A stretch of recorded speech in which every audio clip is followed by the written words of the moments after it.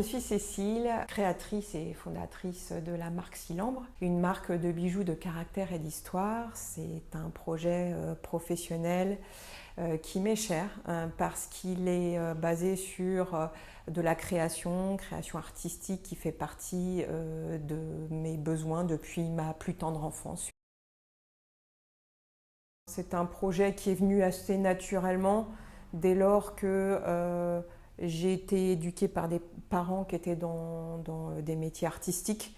J'ai ensuite fait des études en histoire de l'art, fait mes premières armes au niveau professionnel dans des musées. Et puis ensuite, après un parcours au sein de grands groupes, j'ai décidé vraiment de répondre à ce besoin créatif qui était celui du bijou, puisque moi-même j'en faisais de mon côté, et de le professionnaliser en fait. Pendant plusieurs années, j'ai créé des bijoux pour moi à titre personnel, et puis j'ai eu envie de proposer mes créations à une femme d'aujourd'hui, et d'être beaucoup plus sur quelque chose de qualitatif, et puis approfondir aussi mon apprentissage sur la partie vraiment technique de la fabrication du bijou. Donc c'est la raison pour laquelle aussi je me suis fait accompagner. Au départ, ce qui m'importe vraiment, c'est d'être dans cette démarche de création, de réflexion, où je pense un modèle dans ma tête par rapport à un mouvement, par rapport à une forme, des jeux de couleurs et de lumière. Et ensuite, grâce au fait que j'ai pu acquérir une technicité du travail du métal, je fabrique dans mon atelier à la main avec mes outils.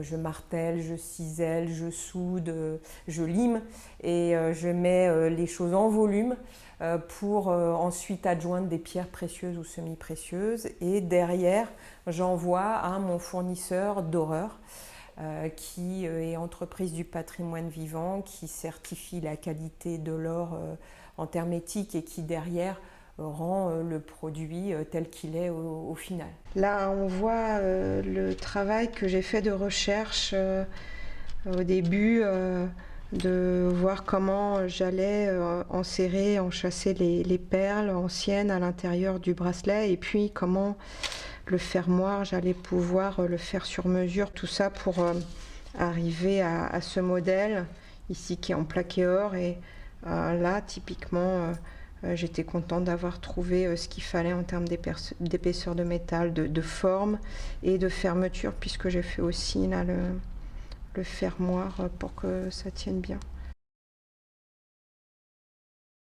La spécificité de mon produit, c'est déjà qu'il est fait à la main. J'y attache beaucoup d'attention sur le détail du rendu et du travail. Et puis, j'ai, je pense, une patte parce que j'aime tout ce qui est influence, on va dire, artistique, renaissance ou antiquité, mais mis au goût du jour pour être porté par une femme d'aujourd'hui. Et par ailleurs, sur certaines de mes collections, parce que j'aime chiner des pièces anciennes que je sélectionne pour leur rareté, leur qualité, j'adjoins ces pièces qui sont des perles ou des chaînes à mes créations et qui font que le bijou derrière, il a ses spécificités, une tonalité particulière et d'autant plus de préciosité qu'il est en fait unique. Actuellement, je suis contente parce que j'ai réussi à commercialiser en peu de temps, donc on va dire en quelques mois, j'ai produit ma première collection pour Noël. J'ai eu de beaux retours, donc là l'idée c'est plutôt de grader et de renforcer ma marque, mon modèle pour l'optimiser et puis élargir évidemment ma visibilité, ma notoriété pour avoir davantage de clientes demain. Pour me lancer, en fait, j'avais conscience qu'il y a une partie métier, technique, qu'il fallait que je connaisse au mieux par rapport à mes besoins, mes souhaits de production. Donc, je me suis formée sur différentes techniques qui m'intéressaient. Et par ailleurs, j'avais conscience que monter une entreprise, c'est savoir gérer une entreprise, anticiper son modèle, avoir une vision stratégique et après tout l'aspect commercial. Et c'est là que je me suis fait aider et que je suis rentrée en couveuse pour m'aider sur tous ces volets que je ne maîtrisais absolument pas. Derrière, le vrai atout, c'est d'une part d'être effectivement hébergé juridiquement et administrativement, et du coup c'est une part qu'on n'a pas à gérer, donc c'est quelque part un soulagement, puisqu'il est fait aussi par des professionnels. Ce qui n'empêche pas évidemment de suivre sa comptabilité, c'est sûr, mais il y a aussi du coaching et donc un suivi mensuel qui rassure, qui permet de répondre à des questions importantes pour nous. Donc on a un retour de la part aussi d'un professionnel, et c'est aussi le réseau qu'on nous offre et la possibilité de partager avec d'autres couvées et de s'ouvrir le champ des possibles en fait.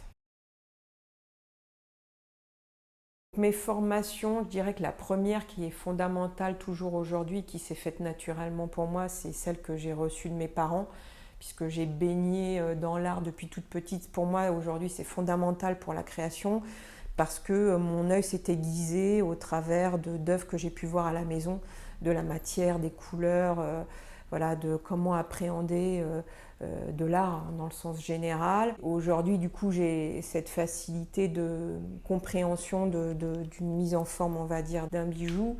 Après, il y a quand même une connaissance de ce qu'est l'art, hein, puisque j'ai fait des études d'histoire de l'art, ça c'est important aussi, pour avoir des repères et aussi pouvoir m'inspirer de temps à autre. Et par ailleurs, c'est évidemment les formations techniques bijoux purs qui, sans ça, ne me permettraient pas cette liberté que je peux avoir aujourd'hui, qui est juste extraordinaire. Après, ce qui aujourd'hui m'a peut-être le plus interpellée dans les ateliers de la couveuse, c'est toute la partie que je maîtrise le moins, c'est-à-dire la partie financière et comptable, où là vraiment c'est un vrai soutien, parce que j'avais aucune notion de tous ces paramètres-là, et ils sont fondamentaux pour avancer dans des bonnes conditions et de développement de l'entreprise. Alors, les conseils pour entreprendre, bon, moi je sais qu'il y a des choses qui me tiennent à cœur, mais c'est peut-être aussi fonction de chacun, de la personnalité, de son évolution propre. Moi, qui m'a importé beaucoup, c'est de me dire qu'il faut être convaincu de son projet, parce que l'entrepreneuriat, c'est fait de haut et de bas, et que c'est sur du long terme. Et donc, pour savoir où on va, avancer malgré tout, c'est important d'être déterminé, convaincu, et d'avoir cette envie, quel que soit le temps, on va dire, qu'on rencontre en fonction des journées. Voilà. Et le deuxième point qui, moi aussi, m'est très cher, c'est d'être soi-même. Je crois que c'est Oscar Wilde qui disait sois toi-même, parce que les autres sont déjà pris. Et je pense que ça, c'est hyper important, parce qu'on a parfois des jugements par ailleurs, des regards qui ne sont pas toujours bienveillants, ou parce qu'on ne peut pas plaire à tout le monde, ou parce que justement on a une grosse concurrence. Ce qui fera la différence, c'est justement notre nous-mêmes, si je puis dire, et le fait de nous différencier grâce à ça, et on sera aussi d'autant plus convaincant qu'on croit en ce qu'on dit, parce qu'on est soi.